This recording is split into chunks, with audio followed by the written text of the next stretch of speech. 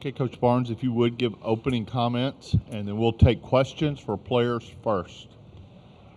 Congratulations to Vanderbilt on the win, and from our perspective, second half turnovers hurt us.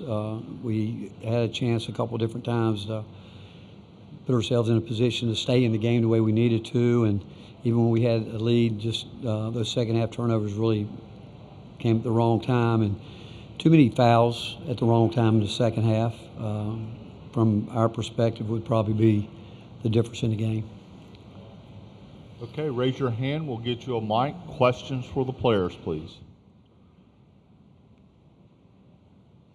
We'll go to the very back on the right.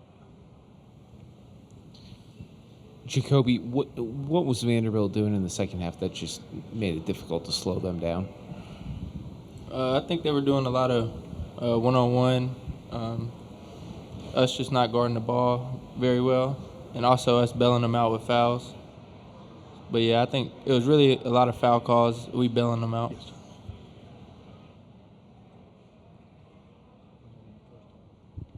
They just give me the final.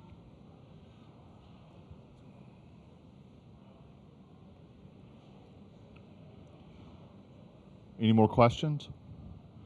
JP, if you would just reflect on the game from your perspective. Yeah, kind of what Kobe said. And Coach, maybe some unnecessary fouls kind of down the stretch, a lot of one-on-one breakdowns.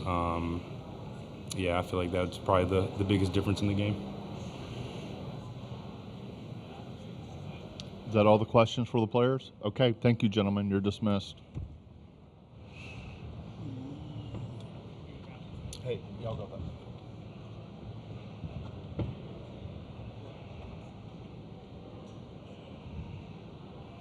Okay, we're ready for, we'll start right here to the right.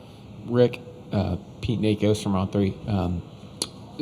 Was there any point where you thought that Nate's ankle might not be 100% during today's game? Do you feel like that reflected in his game at all? Well, we talked about it last night, but again, his word, we even thought about maybe not playing him at all because, again, just as a precautionary for next week, but he said, there's no way I'm not going to play. And when you don't go for 10 days, I don't care if it's his ankle, knee, or anything. When you play as physical game as we did last night, you're going to be a little sore in other areas, not just that area. But Nate tried, and again, he did everything. And obviously, we've got to make some of those shots around the rim. We've got to make free throws. But if you could just take away the turnovers in the second half, where you take away those, I don't know how many they had in the first half, but I just know in the second half they had 6 or 8 where they just turnovers, and we can't defend that. It's just bad decisions. We made too many tough decisions. Some of them were just you can't do. And at this time of year, because everybody can play. I mean, everybody who's playing right now can play, and they're going to take advantage of it. And we just didn't do enough to win the game. Just a quick follow-up on that. Is there anything that you can take away from him playing multiple games in a short period of time that you can take into next week, and how you're going to manage that and trying to, win consecutive games in the tournament? I always say sometimes, there's a blessing in disguise, and I could sit here and, you always want to win, but if we'd have won today, played tomorrow and won, would we have played him tomorrow? I don't even know, because he's not 100%. He's not. We know it, but in his mind, it doesn't matter. He wants to play, and maybe a loss today gives Jacoby Gillespie a chance to get some more rest. Certainly give Nate a chance to recover. I think it'd have been really difficult if he hadn't played at all in this tournament to miss 2.5, 3 weeks late in the season like this. I think it would have been hard, even though he does everything he possibly can to.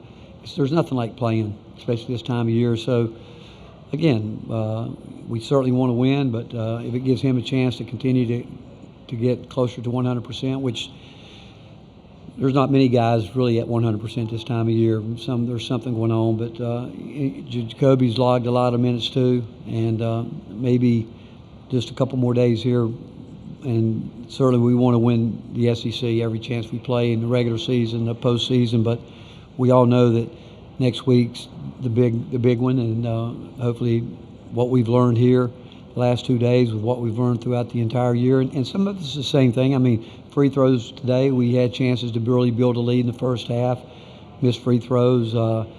And some of those around the rim we've got to make. We really do. And you look at it, we got to get a little more scoring from guys that didn't score today. But more than anything, it's the turnovers. The turnovers that I think we only had 2 in the first half, but those 7 were really important. And I think we had a chance twice. Fouled late in the clock. We fouled on a rebound where we didn't get turned around, and then on a shot clock going down, got into the cylinder. I mean, those are plays that, and the guys are playing hard, but we got to be smarter in those areas. Far right. Davey Hudson with Fox and Outkick. During your all's first matchup against Vanderbilt here in Nashville, in the second half, you had Nate play the 4, go with a little bit of a smaller lineup. Was there any thought of trying to do that today? And if not, was there something Vanderbilt was looking to take away in that regard? No, we thought about it, but again, he hasn't practiced, and there was things, and we thought about it a little bit, but for a second, but then we just didn't go to it. Any more questions? Okay, thank you, Coach. All right, thank you guys.